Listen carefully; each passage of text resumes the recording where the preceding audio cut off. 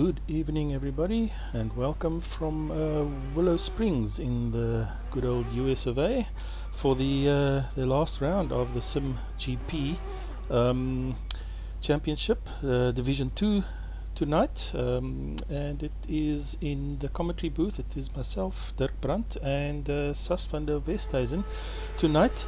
So welcome, and I hope you enjoy the racing tonight. Sas, Yes, welcome. Thank you very much, Dirk. I'm really looking forward to this race. Had fun on it on Monday night, and I'm looking forward to just watching others have fun on it tonight. Yes, sometimes it's better to just sit back, relax, and watch the racing. I think especially on this track, well, I think we all know by now, it is very tricky at times, and it can bite. Oh, and we're heading into quali right now, so everybody will have 15 minutes to go and do their best, and we'll then hopefully have a good race to follow after that. Yes, just briefly checking how many people we have on track. Glad to see there is a fair amount. I was a little worried that we may not have a lot of participation, but it's looking good. Looked like we had 5, but now we're sitting on about 13 by my count. So it's a full-ish grid. There's a lot of fun to be had for the people driving tonight. Definitely, and special welcome to our newcomer, Johan Carinus, tonight.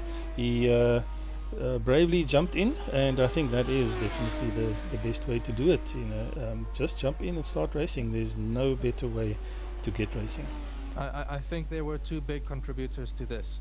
One was the F1 of this weekend, and 2 was seeing everybody else race and just feeling like, oh, I need to get in on this. And if you want to get in on this, more than welcome to come and join on I think it's simracesa.co.za. Sign up there. We are at the end of the season. There's 2 races left in the coming few weeks. New season should then start end of January next year. Yes, certainly, and as you can see on our background, the icons there, Warmer Angel Projects being one of the chosen charity this time around, and your entrance fee will go to that charity. So always a good feeling to know that your fees go to something good. So, before we get too many hot laps in here tonight, Dirk, do you have a favorite, or are you going to maybe hold on to your hat a bit before you toss it in? Yes, you're putting me on the spot here. For me, it's between Dirkie Swanepoel and Pieter Geldenhuys. Both excellent, quick drivers. And let's not forget young Jude Stewart, also very quick driver. And by saying that, I'm certainly not dissing anybody else.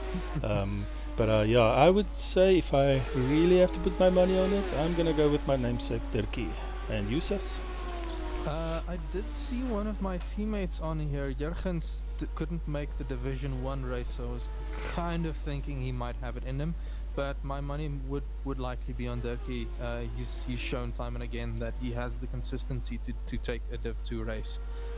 He can keep his head down, keep a clean race, and take it likely from pole to finish if he feels like it. Yes, certainly. And I must maybe add that I think one of the closest finishes, if not the closest finish of the last while, was between myself and Dirkie in the one SimTC race. I think it was with a few hundredths of a second over the line. It was ridiculously close. Not as close as Monday's race. That was quite the entertaining finish. I almost pooped myself when I cut through the middle of the 2 BWR drivers there, but it was an interesting and entertaining finish. For sure. I watched that afterwards as well, and because I saw in the chat on Discord, I saw quite a lot of chatter about that, and I had to go and look and see what it was about. And sure, yeah, that was amazing. So with 10 minutes to go, we currently have Wayne de Klerk on provisional pole, Pieter Geldenhuys in second, and Dirkie Swanepoel in third, with Kobus Ras in fourth. The top three very, very close to one another. I think everybody is still finding their feet. I do know that I haven't checked what the weather is like tonight with the wind itself. But if there is quite a strong gust of wind, it can catch you out. You might need to tweak your setup just a bit to try and dial it in, or find the rhythm.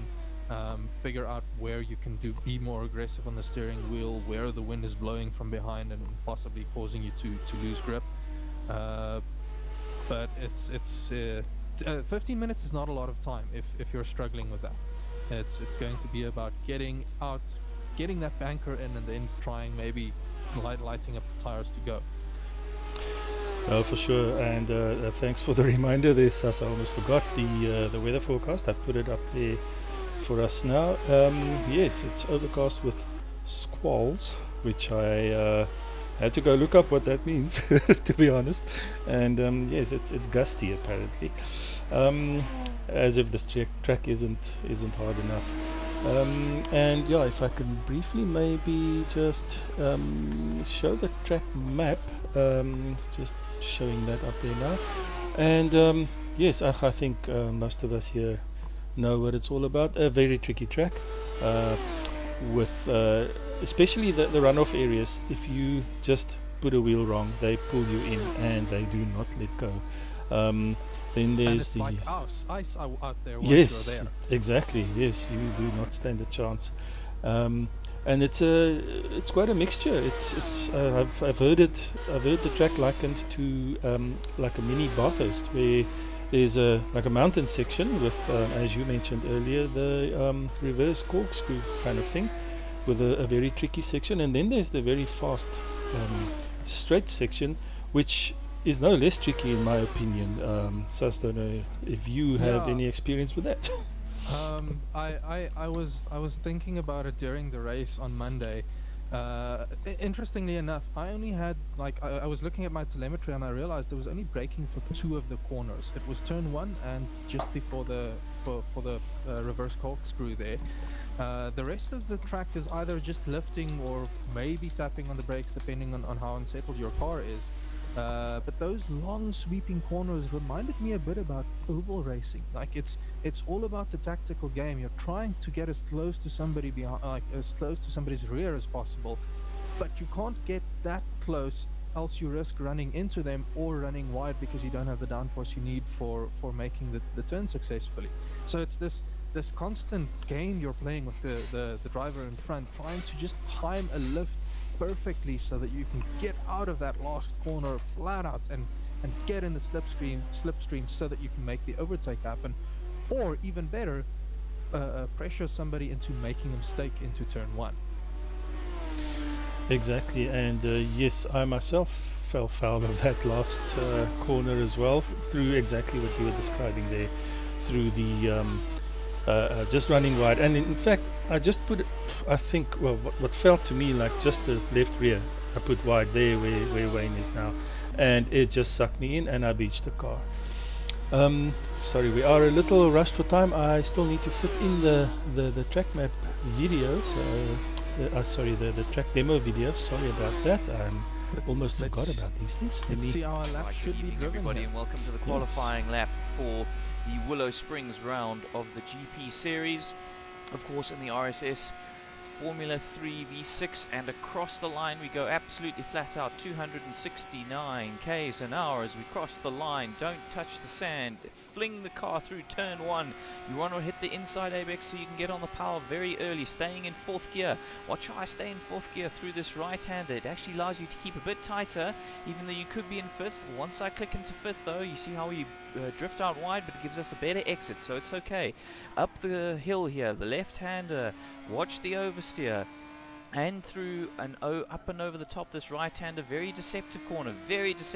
You want to manage the car heavily through there, and this left-hander, it's quite quick, but the exit really tightens. So I took quite a tight line and ended up quite wide. Potentially it's compromised me for this section, but I found it to be slightly quicker. This right-hander, tight for the first section, and you'll see how we drift out to the left and then cut back in to look for that curbing, clip that. You don't want to touch the gravel, that's half a second gone, and across the line we will come for a 1 minute 2.714.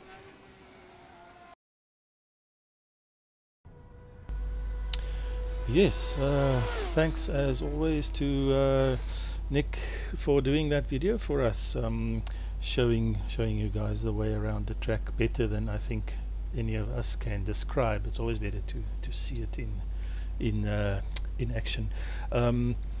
Yes, as I see, we still have Wayne de Klerk on top. It looks like neither of us were correct there, so glad to see we have we're going to be getting our predictions wrong.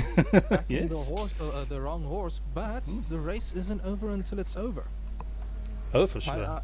I think the way grids are usually set up is that the person in second technically has the inside line. So if Dirkie Swanepoel can get a really good start, that will put him in first, and then maybe our predictions aren't as wrong. True that, yes. And yes, definitely, as you point out, it's not over until it's over, and especially on this track, it does bite. Pieter Geldenhuys goes over the line to take provisional pole. He was up about 3/10 on his delta, so it's going to be interesting to see what he can do right now. I'm also seeing Yassine Manuel. He is about 3/10. He lost it through the balcony section there. He was 3/10 up on his delta. It was looking really good. Oh yeah, he's still on the cusp though. Although, having said that, I don't know if you found, Sus, but again on this track especially, as soon as you lose a little bit of time, especially because it's such a high end of high speed end of the lap. Ooh, somebody going off. Because it's such a high speed end of the lap, you almost know that there's no time to be made up anymore, so you just abort it. Yeah, I also think it's about you don't decelerate of your own volition. It's purely because you're turning the car. So getting a bad exit out of the balcony, and now I can't remember the turn straight after that. Getting a bad exit out of that means you're not at the top level speed that you should be going into that last right-hander, and that is going to cost you a bit of time, because yes, you're going to lose speed, and I think even if you're going in slower, you end up exiting that corner with the same amount of speed, but because you're entering with so much less, it's costing you, like, it can cost you multiple tenths if you've already gotten the bad exit out of the balcony section. Yes, for sure. Just quickly looking at the YouTube chat here. Welcome to Matthew, to Jason, and I see Marius Skuman is here, our champion, if I'm not mistaken. Welcome, guys. Hope you enjoy the racing. Yes, welcome here, everybody. We enjoy having the support. Most of the supporters are SRSA veterans, but it's nice seeing people coming and watching and enjoying the races, not just enjoying it as a driver, but enjoying it as a spectator. That's what we're here for, is to watch good racing. Yes, I actually had that very same thought now. It is great to see guys watching Division 2 as well. I don't know, maybe in a sense it's to see who's up and coming, who's going to be the competitors for tomorrow. And Lindsay Hans is coming across the line 3/10 up. That might put him... Oh no, that's still going to leave him... Oh no, sorry, that was Kobus Ras that bumped him up into 4th. Oh, nice. It's odd. I saw a few. I think Peter and Dirkie were doing 103s earlier, and I see they have not been able to get back into there in this session. And as you also mentioned, it is, I think, 15 minutes is so short. You really have to. The pressure's on. You have to really deliver, and sometimes I know it gets to me. It being such a short session. Yeah, I was telling Johan earlier today. He was saying like the butterflies are already tingling in his stomach, excited for the race. I told him, wait until you sit on that grid. There is not a rush that I've experienced close to that. Just sitting there waiting for those red lights to come on. I can only imagine what an F1 driver's mind goes through.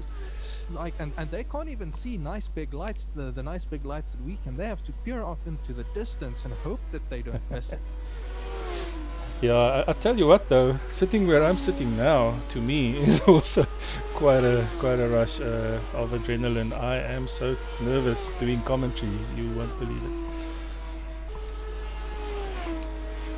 We are about 16 seconds away from finishing. Peter Geldenhuys on provisional pole, although I think that might... Oh, Dirkie is slightly up, but I don't think it's going to be enough. He's sitting behind Kubus for us. We just ran off, so that might give him the opportunity that he needs. Quick shout out, welcome to Sean Bingham, Nathir Peterson, hope I have the name right there. Welcome guys, Ruben Kruger as well, welcome. Yeah, welcome everybody, thanks for coming in and entertaining this. Okay. Dive back into the pits. So just a quick check across the board. Top 4 qualified on hard tires and the bottom 4 qualified on medium tires. So we're going to have to wait and see what happens in the race. Yes. And I missed it, but I see Peter is in the 103s now, so oh yes, well done Peter. He put quite the gap in front of Dirkie there to try and save the pole, make sure that the pole will be there. Yes. Okay, I'll play a short video quickly and we'll be right back.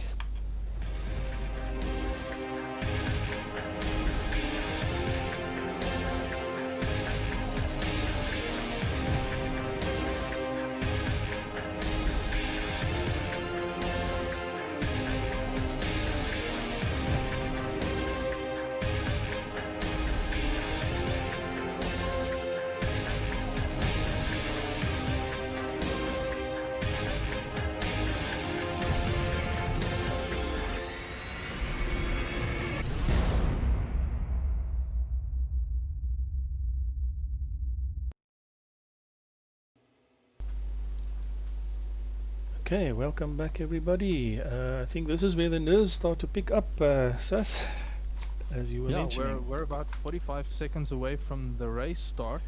It's going to be exciting for these drivers. Johan actually did quite well. He's currently in 4th for a first drive. That is well done, even in this very small field. Yes, I also must admit I didn't notice that. Yes, very well done, Johan. Now it is just to survive, I think, the first 2 or 3 corners, and then it's then the nerves start relaxing. Actually, I'm lying. It's 4th. My screen is counting weirdly, and red lights are coming on. Are you ready? And it's go, go, go, go, go. Does look like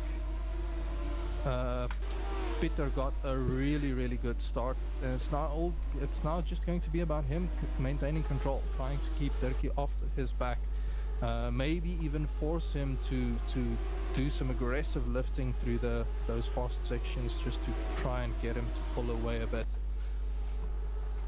But it looks like everybody had quite a clean getaway. Yes, yeah, very well done to everybody. I think it's now just time to, let the nerves settle, as I say, get the head down and not make mistakes. Easier said than done. Everybody is falling into line. It's now going to be about keeping heads down. Again, looks like the top 4. So Yassine actually managed a really good start. He's up to 4th. But the top 4 is running hard tires and the bottom 4 is running medium tires. Now this track really gets hot, so I'm not sure if that medium tire plan will work out. But if you have the consistency, I'm sure that you can adjust and deal with it. Ooh, I And did see Peter making a yes, mistake. yeah, I was just going to say Peter ran wide slightly out of the last corner, and the infamous runoff grabbed him and robbed him of all speed. So yes, that's exactly what happens. You lose so much speed when you put just two wheels off the road there. Oh, that's unfortunate. Looks like Yassine Manuel, he fell back a bit. He ran wide out of turn 1, which cost him quite a bit. But the race is still, this is just the start. There's a lot of time, and I see Kobus Ras running very, very wide. Ooh, and he's going to stall that car if he's not careful. Phew. Ooh, I see now. Hopefully, Off-roading. hopefully he's not picking up too much damage, or at least not picking up damage for beaching the car, and he can just get away. After cooking your tires like that, it's really difficult to not get on the throttle too hard. You must almost like just short shift all your way to 6th and wait for the tires to clear all of the dirt and grime, as well as cool down a bit. Yes, especially with these cars, they are so susceptible to overheating tires, and very often one mistake just leads to the next. Everybody seems to have given one another that bit of breathing room.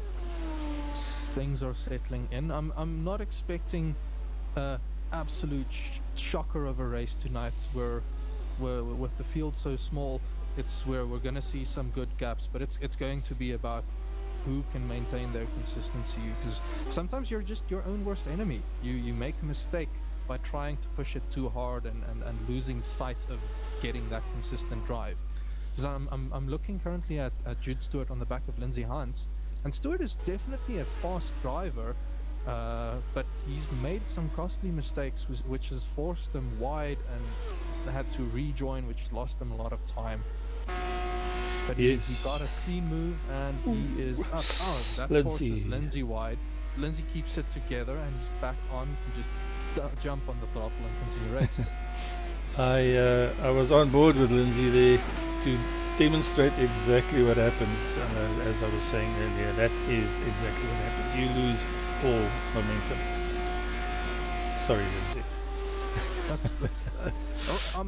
I'm not saying it's commentators' curse. I was watching them for quite a while until that happened. But it's part of racing. That's just the way the dice can sometimes fall down for you. For sure.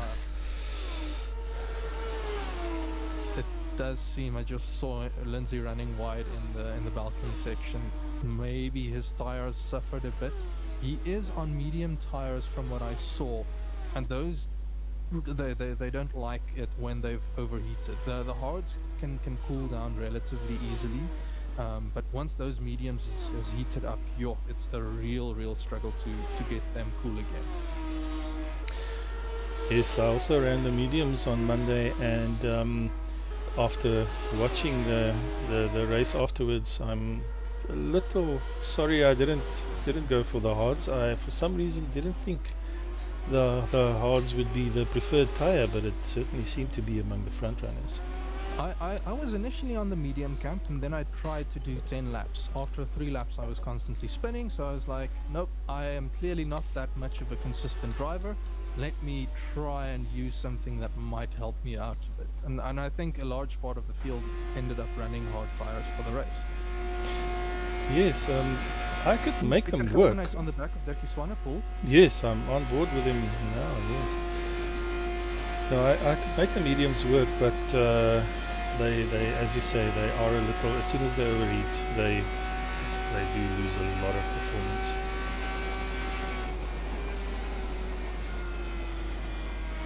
Peter has done well to catch up that gap, from Swanepoel. I think Dirkie might have just relaxed a bit to try and make sure that he doesn't overheat his tires this early into the stint. Because yes, even though the hard tires are a bit more forgiving, if you push too hard, you can easily ruin your tires, especially those left outside ones. They don't like running so hard the whole time with all of these right-hand turns. Yes, when you have the tire HUD displayed on your screen while you race, you just watch that temperature shoot into the red as you're going through those right-handers.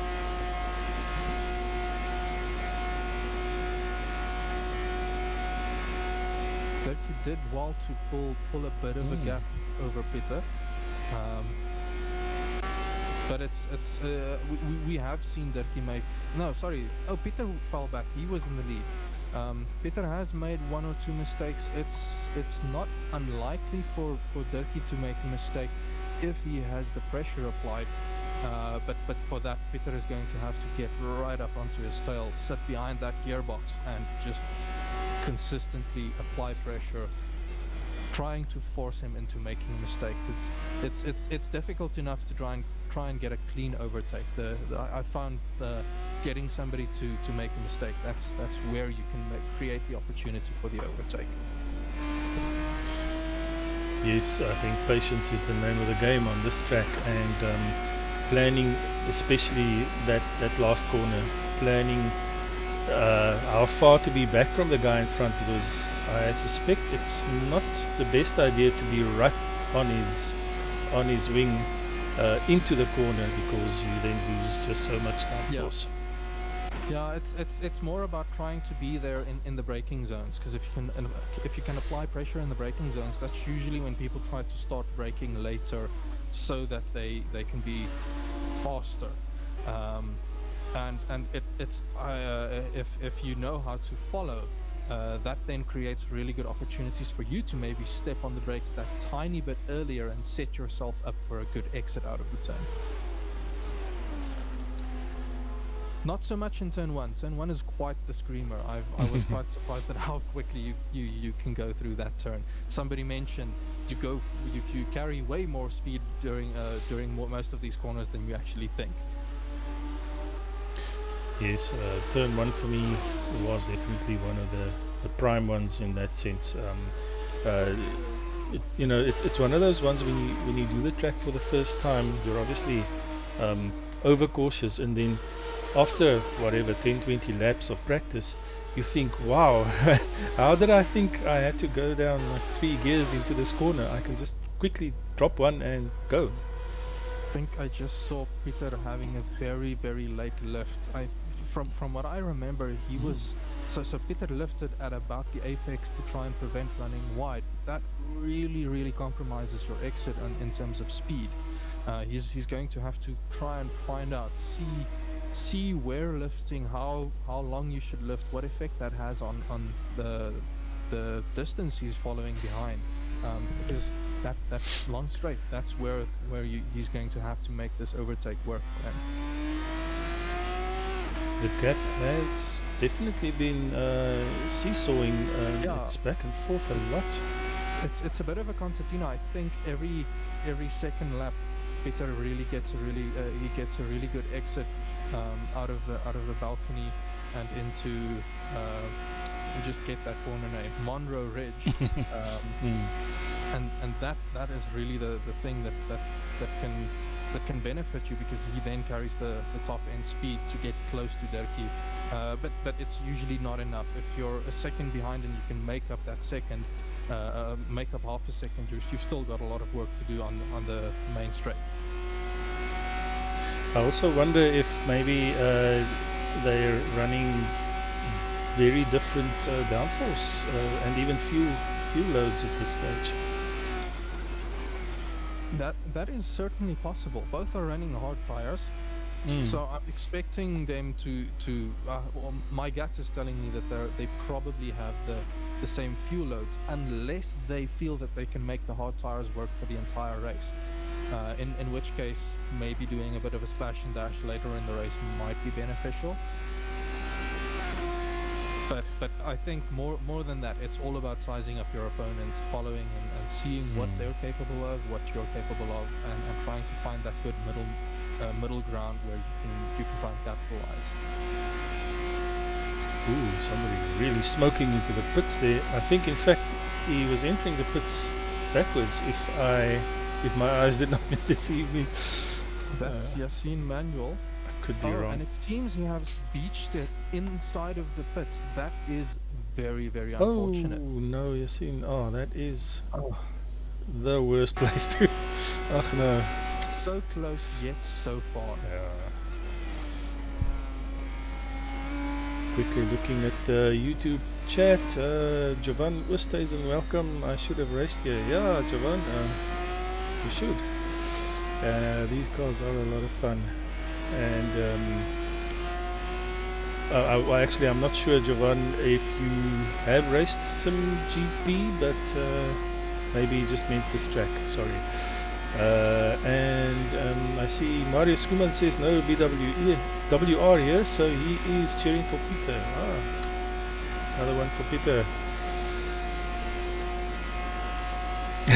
Philip Manna says this track gives him PTSD. He had Yeah, a bit of Philip, a shocker on Monday night.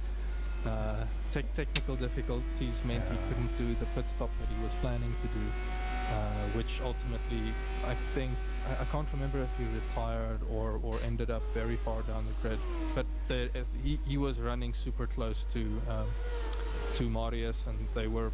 It was a close battle for this championship. It was a bit sad to see him fall out of the race on Monday night. Yeah, you never want to see championships decided that way. I don't think any of us do, and I know Marius wouldn't have. I think we're all here for the close racing and the rivalry. Yeah, certainly. And up front we still have the battle between these, and I have a feeling it's gonna last all race long, which is exactly what we want. It's likely gonna come down to whoever has the better pit stop. If you fly into the pits here, I think you do run the risk of maybe crashing. So it might help, but I'm also not saying that it will be decided in that. I think this will be the battle to watch for most of the race. I do see in fourth Johan running a bit of a lonely race there, but he's doing well. He's maintaining pace. He's keeping things relatively consistent and having a good race there by himself. Yes, as I said in the beginning as well, respect. I know when I started out, you are so nervous to join a race, especially sort of late in the championship. You don't want to mess up other people's races and all that. But I think especially in this community, people are really open to welcoming you guys, and I think the advice has been put in the Discord chat quite often to you guys to say, listen, do races. You can do AI races until the cows come home, but it's not the same. Oh, and as we're spectating him, he runs wide. Just continue, Johan. I know for a fact that I am an avid entertainer of the idea that there is nothing that can help you develop racecraft other than racing. It's not something you can just do by studying and looking at what other people do.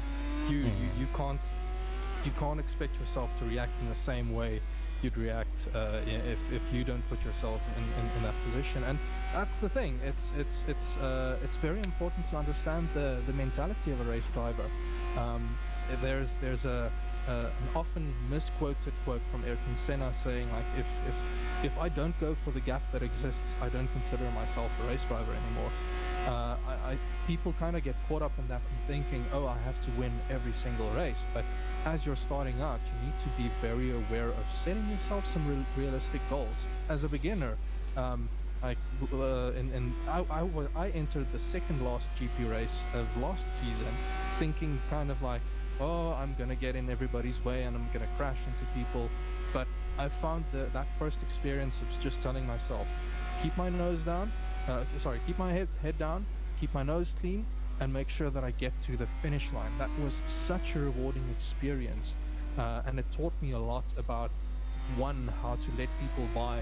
It didn't teach me everything, but it just got me into that space of realizing that it's not something I'm necessarily going to be able to develop on my own. You can develop it by running, practicing with other people on track, But that's there isn't always the opportunity. So I'm always one for just motivating people to say, like, go, get in there. Don't expect to win. Just go out and enjoy yourself. Exactly, and it's also, as I always say, it's to me, it's almost more about defense than attack. It's easy to attack against AI, but to learn to defend against real people, because I mean, AI, as good as they can be in some sims, they don't attack like real people. Yeah, So they're that's the not gonna important thing. be the ones putting pressure like Peter is putting pressure on Durkee right now. Mhm. He is really looking at the back of his of Durkee's rear and doing a lot to try and pressure him into making that mistake. Yes, I've been watching from Peter's point of view for the last few laps, and yes, he is certainly trying everything, and this is great to see. It is interesting to me how wide they are running through this last turn. I found I was gaining about 2 or 3 tenths on somebody running wide by keeping it tight, drifting out where the turn straightens up a bit and then turning in again. That is, I think, if Peter can start doing that, he can maybe close the gap that bit more. But then again, maybe they're just running a slightly different aero set that it's not quite possible for them to maintain the same amount of speed there. Yes, that is almost the sort of feeling I have, is that Peter's running a little bit less aero than Durkee. Oh, Whoa, and we have Durkee blocks up and Yes. loses the position. Oh. Wayne is 23 seconds behind, so he's got more than enough time to recover. But that is it. That is exactly what we were saying. Put that pressure, lay it down, so that you force the other one into a mistake, and then capitalize on that. In the chat, Matthew was saying, Durkee, your boss is behind you, and he's quick. I actually, I missed the fact that they're their teammates. Sorry about that. Yes, and maybe that was orchestrated. Maybe he didn't really run off the track. No, I'm just kidding. Oh, I do see both of them diving into pits now, so they're planning on getting their pit stops done and continuing this race further. This is interesting. Yes, I would have thought that one of them would maybe stay out and try the overcut or undercut the other way around. But maybe it's a fuel issue. Yeah, if you don't have the fuel to run, it might have been a case of just looking at whoever is in front and saying, well, we're doing similar pace. Let's maybe not try the undercut, because the undercut is only really valuable if you can see that you're faster than the person in front of you. If you know that you can do the faster laps by not being held up, then that undercut is extremely valuable. And we have Wayne close on Durkee now, but actually I've missed it. Did Wayne? But he must not have, because I think Durkee was quite a bit in front. Yeah, I think if he had, he would have pitted earlier, because he was behind by about 23 seconds. Okay. And if he's this close, it might mean that that he had pitted prior to Durkee and Peter coming in, which would then have put them back on even footing. I do see Jude Stewart is in the pit right now. He's exiting, getting out just behind Clovis Ras.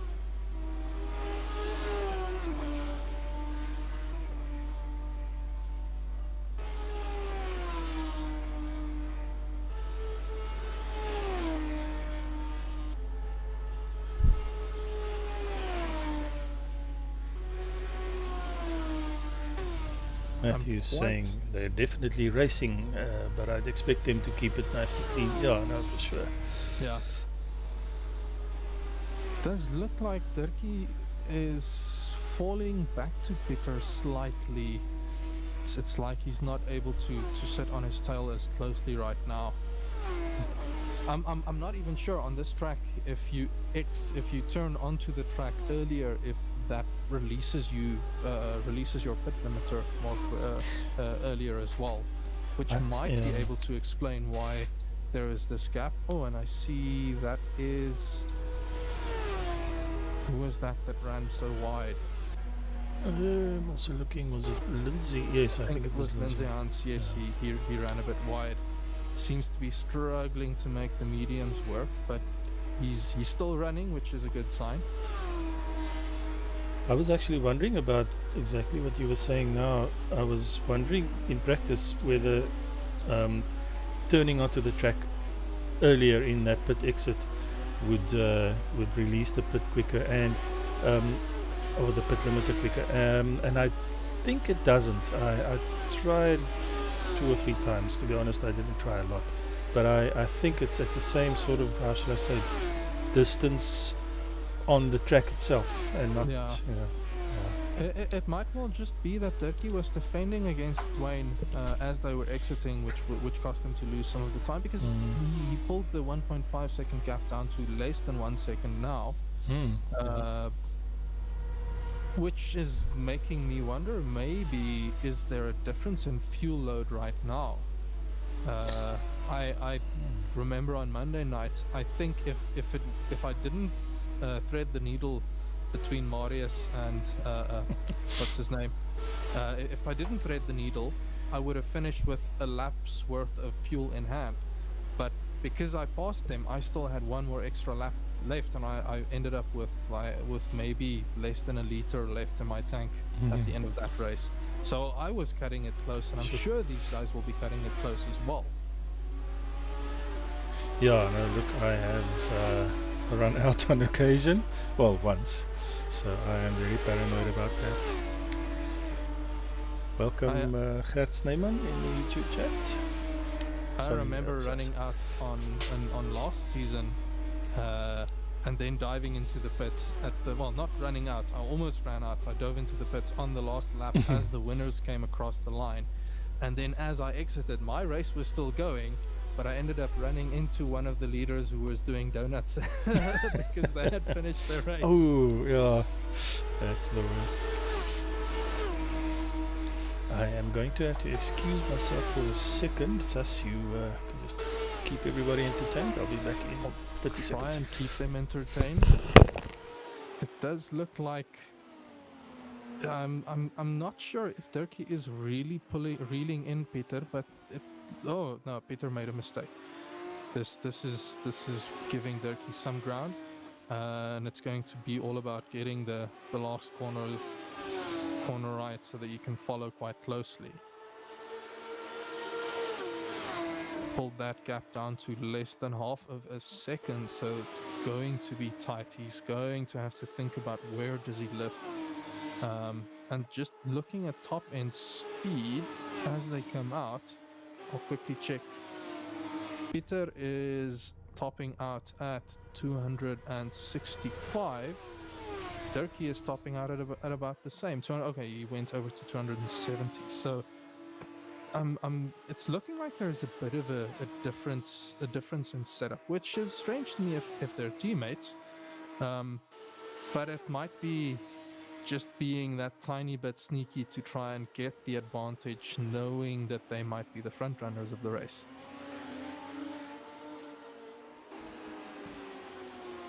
And looking further back, I'm very impressed. Johan Carines is really doing well. He's been maintaining that 4th position.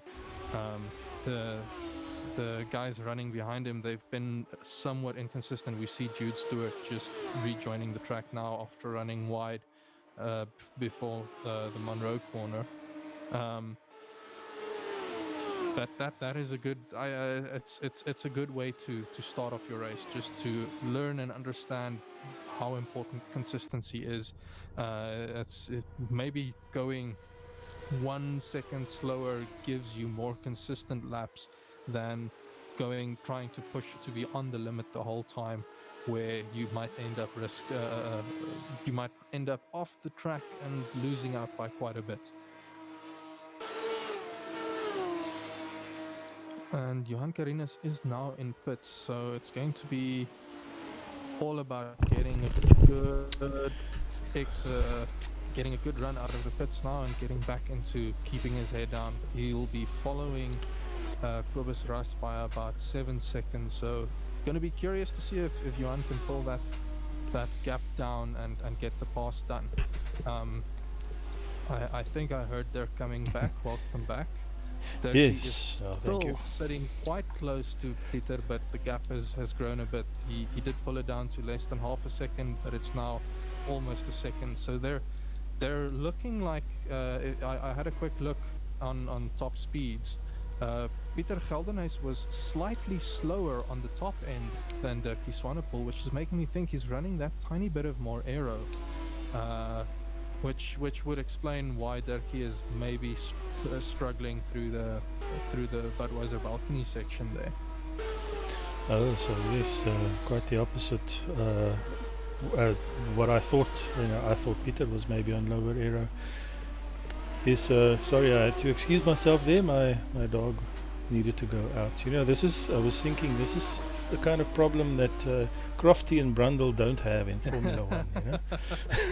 Yeah, but they also get to smell the petrol and experience those things that we can't always experience. Ooh, they're close now. 0.2 into the last corner. Ooh, this is going to be. Oh, did Peter lift for him there? It certainly looked like it. Ooh, and Peter's coming back. Is he? He's sitting on his tail. He is going to contest this. He has the slipstream, and he gets the drive. Sure. That was interesting. So that looked like a almost typical oval strategy where he lifted, allowed the person to pass, and then because both were going quite slowly, he could sit in the slipstream and gain the advantage on the straight. Very interesting. Yes. Wish I thought of that. I only realize now that you can do that. Yeah, because you were very close on my wing on Monday for a few laps, and then yes, I think you must have, I don't know, you had a bit of a problem somewhere. You just disappeared suddenly. I ended up running wide of you, and then my car started just sliding in that last turn, and I ran a bit wide, almost into the pits, but I managed to get back on track quickly enough. And Dirkie is now they're playing games here. It seems it's like they're experimenting a bit to see what you can do. I was thinking that exact thought. I have a feeling they're just enjoying themselves. They certainly have a 37-second lead, so they can afford having some fun. At least they're not slowing down as much as Marius was on Monday night. I'm always curious, not being in a team myself, or not having been for a few years now.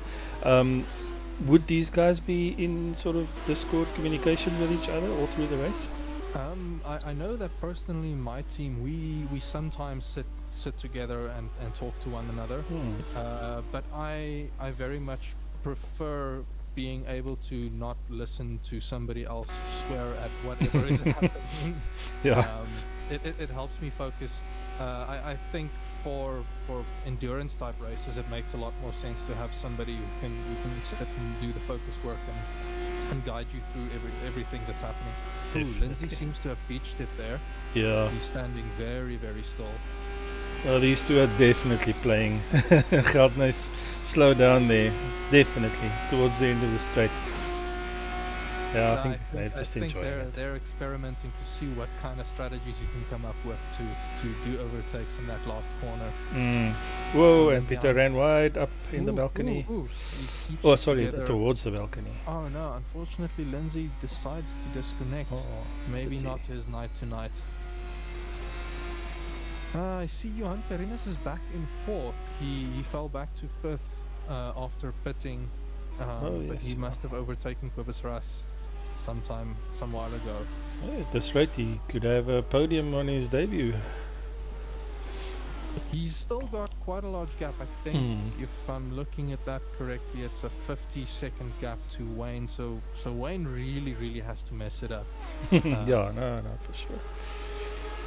just in the Discord there.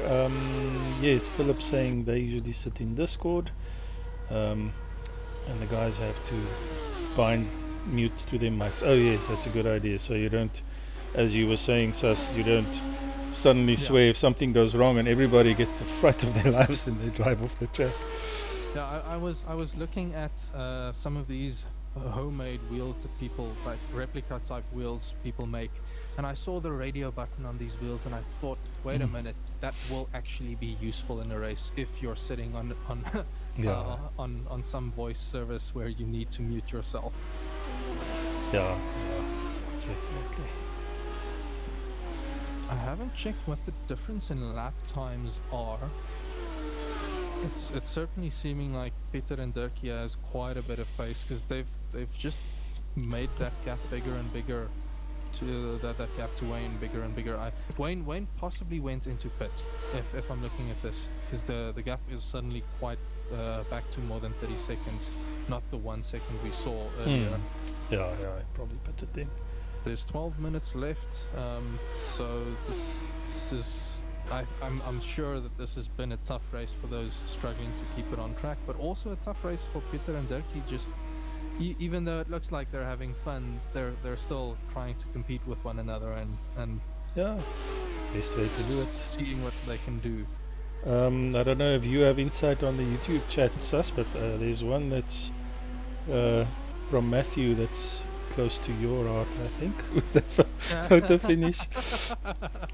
Maybe they can make it an exciting photo finish like we had in Div 1. And then Wayne comes and steals it. Who knows? Who knows? Let's see what they do this time around through the last corner. I'll go on board again with Becky. Lifting there. Is he going to have to lift? Yes, into this last sweep. Okay, no shenanigans this time. Peter is slightly lifting down that straight though to try and he's not maintaining full brake pressure, maintaining full throttle there, and it looks like he didn't even brake through that turn 1. Sure. I'm assuming my replay telemetry might not be very reliable right now.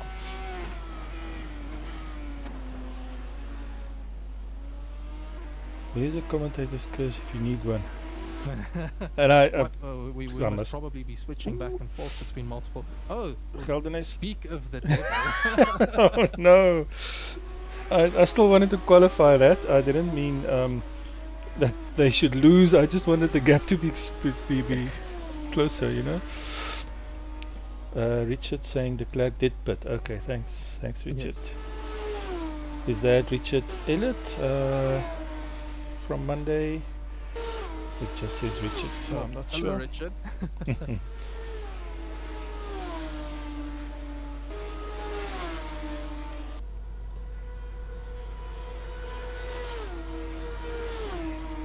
Yeah, our commentator's curse. Philip Minna says this race was super tough for him and nothing beats Laguna and Dubai's difficulty. For me, yes, I agree. I actually enjoyed Laguna a lot as well, but for me personally, I don't know what you guys think, but for me it was Singapore that I found most difficult. Ooh, I really enjoyed Singapore as a race. Yeah. It was one of those really unforgiving tracks, and just getting a drive around that right, oh, it felt so good. But yeah, Laguna was not my friend like 2 weeks ago. It was a bit of a rough time, and I think that's due to just me not being not being that able to cope with the hot weather that day. It was cooking my tires, and then every time I'd go down the corkscrew, just spin out, and then I freak out about wondering who's going to come in and crash into me. It was a nightmare. It ended up it's going to be simpler to just maybe call this one and say, cool, good night, let me go and calm down. Sometimes that is the best course of action, for sure.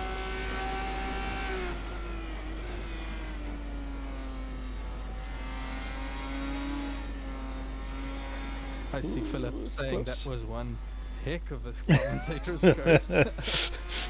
Ooh, Just he got it really on the back of Turkey yes, right now. I'm watching from the rear wing of Turkey. Guys, but just say if you want another commentator's curse, I deliver on demand. I would say then I'd prefer you stay away from Johan. Don't ruin his good race that he's had today. yeah, no, that's why he's not getting a lot of airtime. I'm too afraid. I'm gonna scare him off. No, I'm just kidding. I see Cobus Russ diving into pits. Not sure if he ran wide or is going in to repair some damage. Maybe he decided on a double stopper. He's out. Yeah, of course, we also don't have insight into things like drive-through penalties and things in Assetto Corsa. I think in Competizione you can see it, so it may even be something like that as well sometimes. No. He actually went to go and stop. Oh, he did So, stop. Okay. He just I have the chat log. It looks like he just added 31 liters. So maybe he made a bit of a mistake with his fuel calcs and decided to go back in. Yes, yeah, I keep forgetting about the time, how it's flown. We're into the last 7.5 minutes now. I'm trying to see if Turkey and Peter had stopped playing now and if they're actually racing. Do see that, oh no, and as I say that, my camera jumps to Wayne, who's spun. I thought he had managed to pull down the gap to 25 seconds, but now he's back on 32. Very close between them. Gets the pass. Yes. Again, it's hard to tell now when it was orchestrated and when it was not. It's a bit of a difficult one to do in turn one, so I'm not sure if that was a legit pass.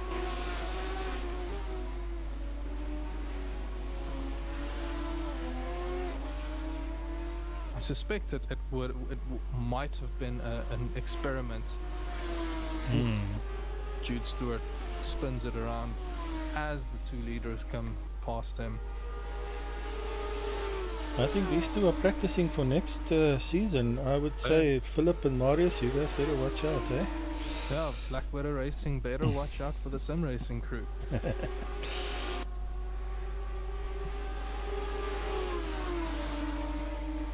And again, on each other down the straight.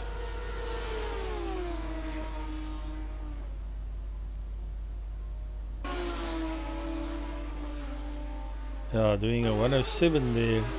I saw Swanepoel and presumably Geldenhuis as well, so definitely playing. I'm trying to watch Wayne's time when he gets past. Yeah. But he did spin on this lap, so it might not be very indicative of his actual race pace.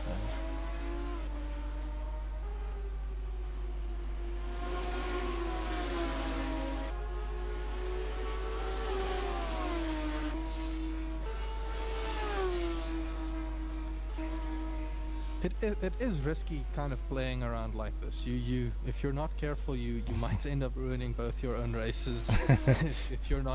if you're trying to run side by side and doing some funky things here and there. No, true. And in a sense, I think it's because they're not fighting for the championship. You can bet your bottom dollar they wouldn't do this if they were 1 and 2. But it's ultimately what we're here for. We're here for having fun. I think I try and view the sim racing. The competition is kind of secondary to the fun. You can definitely take the competition very seriously, but if you're here to have fun, there's loads of fun to be had. Exactly, and again in this community, I Wayne think. de Klerk doing 104.6s, so he's definitely on it. still quite quick. Yeah. Karinus 105, and very consistent, I must add. From what I've seen, Johan very consistent. He was complaining a bit about not quite getting up to the pace that Div 1 was, but like viewing it from my perspective, it's his first race. If he can maintain this level of consistency, he's going to have a lot of fun in future races, just going through the motions and getting those good laps in. Hopefully future races will have a bit more traffic around him that can give him that sense of what it feels like to go wheel to wheel and having to trust the other driver to not make a stupid mistake. But for a first race, just maintaining that consistency, not letting the pressure of finishing the race get to your head. And as I say that, I see Peter Geldenhuys spinning. Oh no! He spun. He ran. He spun on the reverse corkscrew there. He ran a bit wide to the left, but then it's also looking like Dirkie Swanepoel immediately slowed down to allow him to catch up. Oh, for sure. Gap has come down to 28 seconds. I mean, they have quite a gap. But just to also mention on Johan, I almost wanted to mention him to him before the race, but I thought, let's not maybe put him off. That I certainly think this track is a baptism of fire. You know, it's if you're gonna jump into a track for your first race, this is not the one. Yeah, this is definitely. I'm realizing it's not the most beginner friendly track, but I think that might have taught him when doing hot laps and practicing that. Oh wait, this is a bit more difficult. Let me slow it down. Let me rather keep it on track. And I think he also watched Monday night's race and saw everybody going off track, losing tons of time, which means like it's a no-brainer. If you're seeing people lose a lot of time, it just makes sense to learn from that and make sure you don't make the same mistake. Even if you're feeling like you can push a bit harder, if you're not confident in pushing harder, it's maybe not worth it to risk it this early in your sim racing career. Yes, it's very important, I think, for newcomers to watch the Division 1 streams. There's so much to learn from there. If not, from racecraft and so on, as we've discussed earlier, you can't necessarily learn racecraft, but just strategy-wise for your Wednesday, steal with your eyes, as we say, just steal some strategies there, and also, as you said, notice where people go off, which corners on the track are hotspots, and also recognize that if you do go off, it's not the end of the world. You can really, consistency can bring you very far. I've often thought Div 2 tends to keep turn 1 a bit cleaner because they've seen the hard lesson that is turn 1, so they can learn from that and apply that in their race. Yes, and we have 1 minute to go. Oh, yes, so. No, that has certainly stood out for me this season. Is often Div 2 was cleaner than Div 1, especially turn 1. And now Peter's pulling away from Dirkie. I think they're done playing now. They are just going for this last lap. They probably know they have the fuel, so they're just pushing as hard as they can.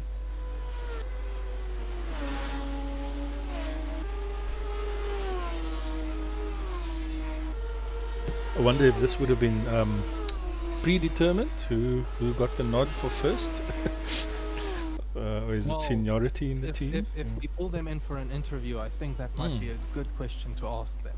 Yes, let's do that.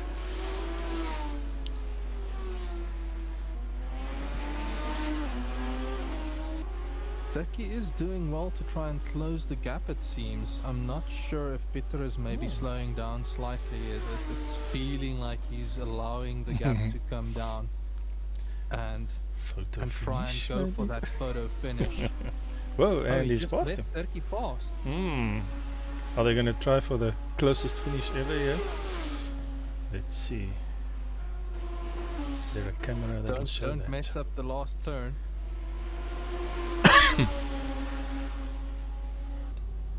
Ooh, this is going to be close, but Dirkie takes the win.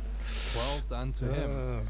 And Wayne de Klerk coming around the last corner now. He's had a really good race. Consistency helped him get to that podium finish. Followed, I think, in the distance by Kobus Ras. You want Karinus? Yes, Ras finishes, and Karinus, well done on his first drive to fourth there. That was quite commendable. He kept his nose clean. Ooh, commentator's curse. Careful. Oh, yeah. Kept his nose clean, but well done on finishing the race. It's not always easy just jumping into it, but it can be really enjoyable when you do. Yeah, Last but well not done. least, Jude Stewart is also Oh yeah, coming Jude for is the still finish solid. now. Still on track. Well done to young Jude. I will go and see if I can pull Dirkie in. So I will be right back.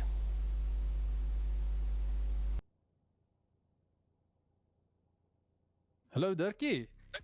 Good day. How are you, my friend? I'm super awesome. Thank you, guys. How was that race for you? I saw you and That Peter having quite a bit of fun there. Yeah, I wanted him to pass so that he ends up in front of me. But yeah, he doesn't want to be a good sportsman. We were actually wondering, was this a bit of a team call, letting you by on that last turn? No, Well, it wasn't. I was faster than him, but I wanted him to finish the race because he got more points than me, so I wanted him to finish up. okay. Yeah.